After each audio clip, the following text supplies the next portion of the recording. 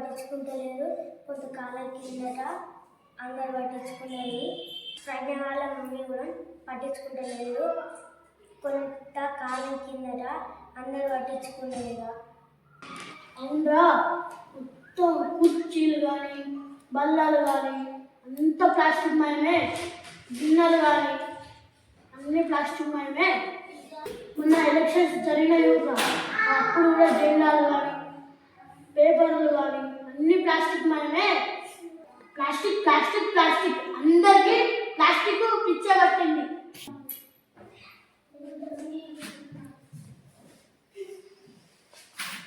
అవును, ప్లాస్టిక్ గా ఎన్నో లాభాలు ఉన్నాయి. ఖర్చు తక్కువ, డిజైన్లో ఉంటాయి, మట్టి వస్తువులాగా తొందర పగిలిపోవు, మంచి ఆల్కా ఉంటాయి, మంచిగా అవి తక్కువ రేటు ఉంటాయి. స్టీల్ గిన్నెలకేమో ఎక్కువ పైసలు పెట్టాలి, ఖర్చు కూడా తక్కువ ఉంటుంది.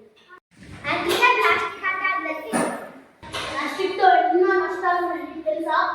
తెలియదు. నీకు తెలియదు కదా, నేను చెప్తా విను. పేపర్ వస్తువులు,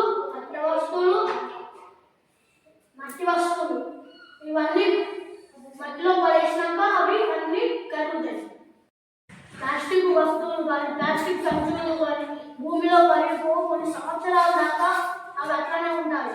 ప్లాస్టిక్ సంచులు, కవర్లు అవన్నీ నీళ్ళు వేస్తే చేపలు కప్పలు తాబేళ్ళు అవన్నీ చనిపోతాయి.